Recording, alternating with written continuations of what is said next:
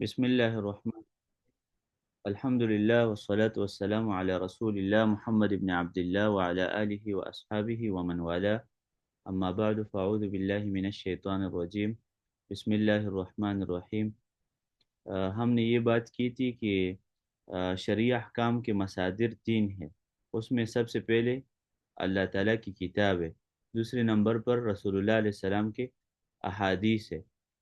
تو ادھر شارح نے کہا کہ وہ سنت والمراد بها ہونا ایضاً بعض.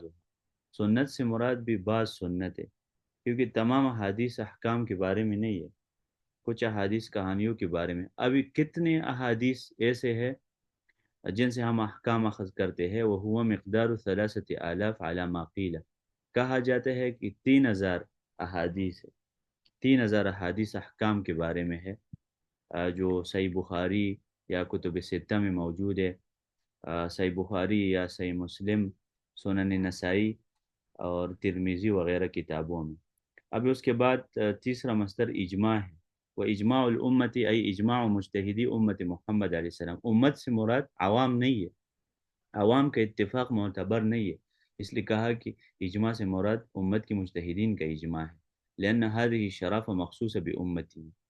ابھی یہ شرف صرف محمد علیہ السلام کی امت کو حاصل ہے، پرانے امتوں کو یہ شرف حاصل نہیں ہے. پرانے امتی کے علماء اگر کسی مسئلہ پر جمع ہو جائے تو تب بھی اس مسئلے کو اعتبار نہیں، اس کو اجماع نہیں کہا جاتا. یہ صرف اس امت کی خصوصیت ہے. وفي لفظ الأمة إشارة إلى أنه لا خصوصية لإجماع الصحابة وأهل المدينة وعترة النبي صلی اللہ علیہ وسلم على ما هو مذهب الصحیح. اور امت کے لفظ میں یہ اشارہ ہے کہ صرف صحابہ کا اجماع نہیں ہے.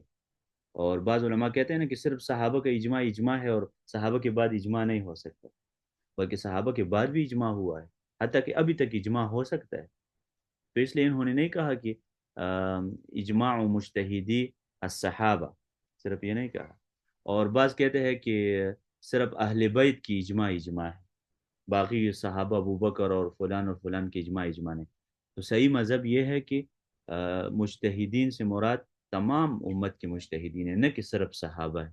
ولما كان القياس اصلا من وجه وفرعا من وجه بخلاف الاصول الثلاث. ابھی سوال یہ پیدا ہوتا ہے کہ قیاس کو کیوں شمار نہیں کیا، حالانکہ بعض علماء تو کہتے ہیں کہ قیاس بھی چوتھا اصل ہے. یعنی کہتے ہیں کہ 4 مصادر ہے: قرآن، حدیث، اجماع اور قیاس. لیکن یہاں پر قیاس کو کیوں شمار نہیں کیا، صرف اجماع تک؟ تو اس کی وجہ یہ ہے کہ قیاس اصل ہے ایک اعتبار سے اور فرع ہے دوسرے اعتبار سے. قرآن اصل ہے، وہ مصدر ہے ہمارا، لیکن قیاس ایک اعتبار سے تو اصل ہے کیونکہ ہم قیاس سے بھی مسائل ثابت کر سکتے ہیں، لیکن دوسرے اعتبار سے فرع ہے کیونکہ قیاس تب معتبر ہے جب قرآن کا موافق ہو. قیاس کے پیچھے قرآن کی کوئی دلیل ہوگی نا، حدیث کی کوئی دلیل ہوگی. لأنها اصول من كل وجه. اور باقی قرآن اور حدیث اور اجماع یہ اصول ہے تمام اعتبارات سے. افردہ بالذکر وقال والاصل الرابع القیاس المستنبط. اسی وجہ سے انہوں نے قیاس کو الگ کر دیا تینوں سے، کیونکہ قیاس یہ 100% پیور نہیں ہے، خالص نہیں ہے، لیکن قرآن خالص ہے. قرآن کو کسی اور دلیل کی ضرورت نہیں ہے، قیاس کو قرآن کی ضرورت ہے کہ پیچھے کوئی دلیل ہوگی. اما نظیر القیاس المستنبط من الکتاب. ابھی قیاس کی کوئی مثالیں پیش کرتے ہیں. قیاس کا مطلب یہ ہے ایک مسئلے کو دوسرے کے ساتھ ملانا. قیاس کی آسان مثال یہ ہے نا کہ مثلا آپ کہتے ہیں کہ یہ عامر اور محمد دونوں بھائی ہے. تو جب دونوں بھائی ہے تو محمد میں مثلا جو صفات ہے وہ عامر میں بھی ہوں گے، ٹھیک ہے. یا آپ کہتے ہیں کہ مثلا بھینس کے 4 قدم ہیں تو گائے کی بھی 4 قدم ہے، تو گائے حلال ہے تو بھینس بھی حلال ہے کیونکہ یہ دونوں مشابہ ہے. اچھا، یہ 2 اسٹوڈنٹس ہیں، وہ بھی محنت کرتا ہے یہ بھی محنت کرتا ہے، تو دونوں برابر سمجھے، اس کو اس کے ساتھ ملا دے یہ. اچھا، ابھی قیاس کی مثال تو قرآن سے جو قیاس مستنبط ہے نا، ہم نے قیاس قرآن سے کیا ہے. قیاس حرمت اللوادت علی حرف حالت الحیض ثابتہ. آپ کہتے ہیں نا، آپ سے کوئی کہے کہ بھائی صاحب لواطت حرام ہے، قرآن میں دکھاؤ کہ مرد کے ساتھ غلط کام حرام ہے، قرآن میں دکھاؤ. آپ کہیں نا کہ قرآن میں تو یہ نہیں لکھا ہے نا کہ مرد کے ساتھ لواطت ہے، لیکن قرآن میں یہ ہے کہ حیض کی حالت میں عورتوں سے جمع نہ کرے. تو آپ لواطت کو حیض کے اوپر قیاس، جیسے حیض کی حالت میں جمع حرام ہے تو اسی طرح مرد کے ساتھ لواطت حرام، کیونکہ دونوں گندگی ہے نا، دونوں میں علت ریزن ہے کہ قل هو اذن فاعتزلوا النساء فی المحیض، اللہ تعالیٰ نے کہا کہ حیض کی حالت میں آپ جماع سے بچے، تو جب حیض کی حالت میں جماع حرام ہے کیونکہ وہ گندگی ہے، تو ایک مرد کے ساتھ بدفعلی بھی حرام ہے نا، والعلت المشترکۃ بینہم ہی الاذی، دونوں کے درمیان نجاست علت ہے۔ جی، اقول فیہ نظر لیکن یہ کہتے ہیں کہ یہ قیاس غلط ہے، اذ من شروط عدم النص فی الفرع، کہتے ہیں کہ یہ مثال تو علماء پیش کرتے ہیں قیاس کی، لیکن یہ غلط ہے، کیوں؟ کیونکہ لواطت تو قرآن سے ثابت ہے کہ حرام ہے، واللذان یأتیانها منکم فآذوہم، سورۃ النساء میں ہے کہ دو مرد جب قوم دادا بچے